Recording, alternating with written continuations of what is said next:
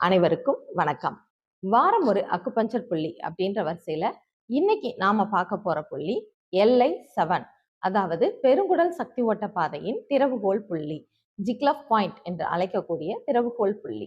இதை போடுறதுனால என்ன பலன் கிடைக்குது, பெருங்குடல் பாதிக்கப்படும் போது எந்தெந்த மாதிரியான நோய்க்குறிகள் இருக்கு, அதுக்கு எப்படி இந்த பாயிண்டை யூஸ் பண்ணலாம் அப்படின்றத ஒன்னொன்னா பார்ப்போம். ஃபர்ஸ்ட் இந்த பாயிண்டோட லொகேஷன். பெருங்குடல் அப்படின்றது பார்க்கும்போது அது LI5 அப்படின்றது இந்த மணிக்கட்டு ரேகையில இருக்கு. இந்த மணிக்கட்டு இந்த பள்ளத்துல இருந்து ஒரு 5 சுன் அளத்தோம்னா அதுதான் LI7 அப்படின்ற பாயிண்ட்.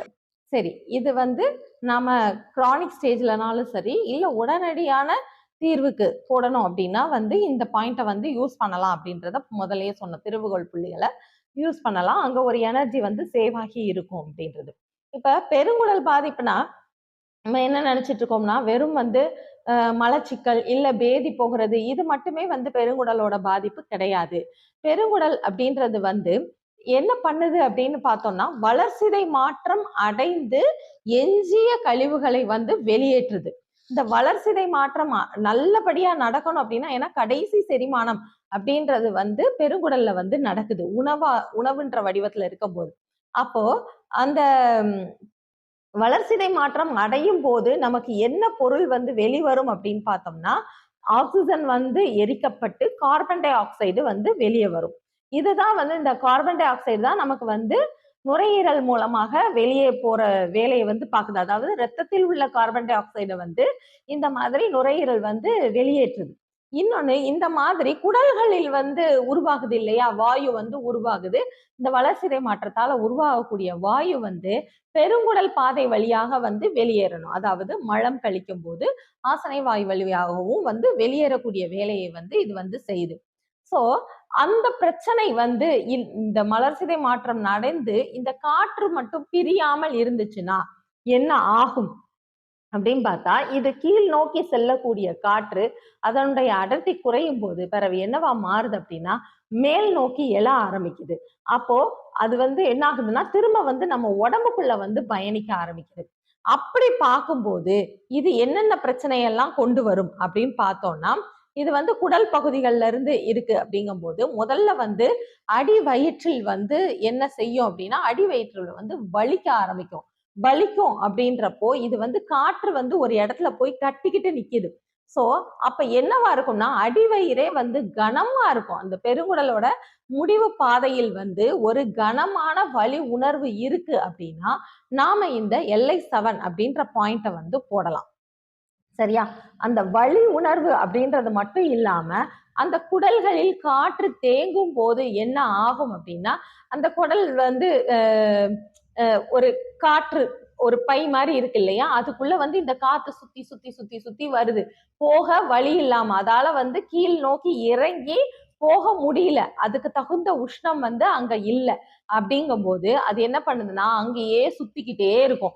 அந்த சுற்றக்கூடிய விஷயம்தான் நமக்கு குடல் இறைச்சலாக வெளியே கேக்குது. அவங்க பேஷண்ட்ஸே என்ன சொல்லுவாங்கன்னா, எனக்கு குடல் இறையுது, எனக்கு கேட்க முடியுது அப்படின்னு சொல்லுவாங்க. அங்க என்ன இறையுதுன்னா காத்துதான் இறையுது. ஏன்னா வெளிப்புறத்துல காற்று மிகுதியா இருக்கும் போது காதுல இறைச்சல் சத்தம் கேட்குது இல்லையா, அதே மாதிரிதான் இந்த குடல் பகுதிகள்லயும் எரிச்சல் ஏற்படுது. ஓகே, அடி வயிற்றுல இருந்துச்சு, குடல்கள்ல முழுவதும் எரிச்சல் ஆச்சு.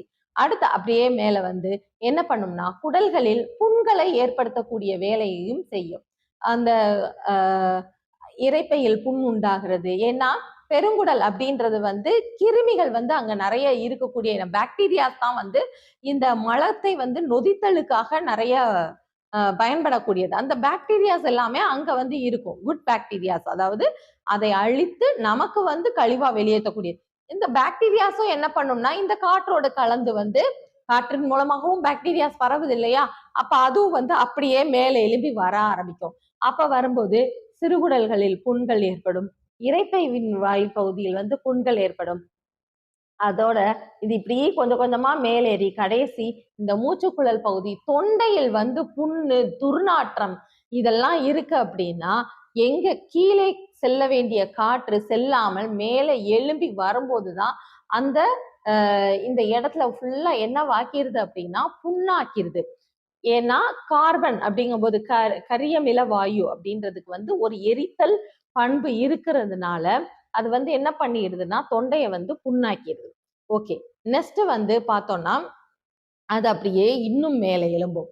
மேலே எழும்புது அப்படிங்கும்போது இன்னும் என்ன பிரச்சனையை உண்டாக்கும் அப்படின்னா தலையில் வந்து பயங்கரமான வலி இருக்கும். தலை வலி அப்படின்றத வந்து நம்ம நிறைய விஷயமா வந்து சொல்லுவோம். இவங்களுக்கு எப்படி இருக்கும் அப்படின்னா காற்று அப்படின்றனால ஒரு இடத்துல மட்டும் தலை வந்து பாரமா இருக்கு அப்படின்னு வந்து சொன்னாங்கன்னா அந்த இடத்துல காத்து போய் முட்டிக்கிட்டு நிக்குது. ஸோ அவங்களுக்கு வந்து காற்று களைய இடம் இல்லாம அந்த இடத்துல முட்டிக்கிட்டு நிக்கிறதுனால அவங்களுக்கு தலை வந்து பாரமா இருக்கும். பாரமா இருக்குன்னு சொல்றது ஏன்னா நிறைய வெரைட்டி ஆஃப் தலைவலி இருக்கு. குத்துறது இருக்கு. குத்தல் அப்படின்ற பண்பும் வந்து காற்றோட சேர்ந்துதான். தலையில வந்து ஒரு இடத்துல குத்துதுன்னு சொன்னாங்கனாலும் சரி, கனமான உணர்வு இருக்குன்னாங்கனாலும் சரி, அது வந்து இந்த LI5 பாயிண்ட் போடும்போது நல்ல ஒரு ரிசல்ட் இருக்கும். ஓகே, இது எல்லாமே நான் என்ன சொல்றேன் அப்படின்னா இந்த பாயிண்டையும் அதற்கு காரணமான அதாவது அங்க வந்து காற்று பிரியாததுக்கு ஒரு ஆர்கன் வந்து காரணமா இருக்கு இல்லையா? எதோட சக்தி குறைபாடால அதாவது இரைப்பையில சரியா உணவு நொதிக்கப்படலையா, இல்ல சிறுகுடல்ல உணவு நொதிக்கப்படலையா, இப்படின்ற விஷயத்தையும் நாம சேர்த்து பார்க்கணும். ஸோ அதற்குரிய புள்ளியையும் சேர்த்து போட்டு இந்த புள்ளியவும் சேர்த்து போடும்போது உடனடியான தீர்வு இருக்கும். அதற்கடுத்து இன்னும் ஒரு விஷயமா பார்க்கும்போது பெருங்குடல் அப்படின்றது வந்து மலக்கழிவை மட்டும் வெளியேற்றல, அது வந்து நம்ம உடலுக்கு தேவையான புரத நீரை வந்து நமக்கு வந்து கொடுக்குது. அதாவது உணவுகள் வந்து திரவ உணவா திட உணவா வந்து பிரிக்கப்படுது. திடக்கழிவுகள் வந்து பெருங்குடல் மூலமா வெளியேற்றப்பட்டாலும் அந்த உணவில் உள்ள திரவங்களை வந்து நமக்கு வந்து எங்க அனுப்புது அப்படின்னா லிவருக்கு வந்து அனுப்புது. அப்போ உணவில் இருந்து உரியப்பட்ட அந்த சத்துக்களோடு கூடிய எஸ்பெஷலி புரோட்டீனோட கூடிய அந்த சத்து நீர் வந்து எங்க போகும்னா பெருங்குடலுக்கு போகும். ஏன்னா இங்க நிறைய பாக்டீரியாஸ் இருக்கு இல்லையா, அதுவும் கலந்துதான் போகும். ஸோ பெருங்குடல் வந்து மீண்டும் அதை சுத்தப்படுத்தி தான் வந்து திரும்ப வந்து சுற்றோட்டத்துக்கு வந்து கொடுக்கும். அப்போ நமக்கு வந்து இந்த விஷயம் இந்த பெருங்குடல் பாதிப்பு அப்படிங்கும் போது வெறும் மலத்தில் மட்டும் காட்டாம இந்த நீர் அப்படின்ற பிரச்சனையிலையும் காட்ட ஆரம்பிக்குது. ஸோ அப்ப வந்து இங்க கல்லீரலுக்கு தேவையான நீரே வந்து கிடைக்க மாட்டேங்குது. இது வந்து சரியாக பிரிக்கப்படலை அப்படிங்கும் போது அப்புறம் சொதப்பான மலமா போகுது அப்படின்னாலும் அதுல இருந்து நீர் வந்து உறிஞ்சப்பட்டிருக்காது. மலம் வந்து ரொம்ப சிக்கலா இருக்கு அப்படின்னா அதிகப்படியான நீரை வந்து உறிஞ்சிருக்கும். இப்படி நிறைய விஷயங்கள் வந்து நடக்கிறதுனால சோ இந்த நீர் வந்து என்ன ஆகுது அப்படின்னா அது சுற்றோட்டத்திற்கு பயன்படாத நீரா ஆகி முகத்தில் வந்து வீக்கமாக வெளிப்படுகிறது. ஏன்னா போதுமான ஊட்டச்சத்துக்களை வந்து அதுல இருந்து பிரிச்சு எடுக்க முடியல. அந்த ஊட்டச்சத்துக்கள் புரத குறைபாடு அப்படின்றது வந்து நமக்கு வந்து முகத்தில் வந்து வீக்கமாக தெரியும். சோ இந்த பெருங்குடல் பாதிப்புனால வெறும் மலச்சிக்கல், பேதி இப்படின்ற ஒரு விஷயத்த மட்டுமே வந்து கருத்தில் கொள்ளாமல் இது எல்லாமே நிறைய அது ஒரு விஷயம் பாதிக்கப்படும் போது அது அடுத்த ஆர்கனையும் வந்து அப்படியே தொடர்ந்து பாதிக்கும். சோ அதற்குண்டான காரண புள்ளியையும் ஒன்ன போட்டு இந்த திறவுகோல் புள்ளியை காரிய புள்ளியாக போடும்போது நல்ல ஒரு ரிசல்ட் இருக்கும் அப்படின்றத சொல்லிக்கிறேன். அக்குபஞ்சர் என்னும் அற்புதமான மருத்துவத்தை அனைவரும் பயன்படுத்தி பலன் பெற வேண்டும் என்று கேட்டுக்கொள்கிறேன். நன்றி, வணக்கம்.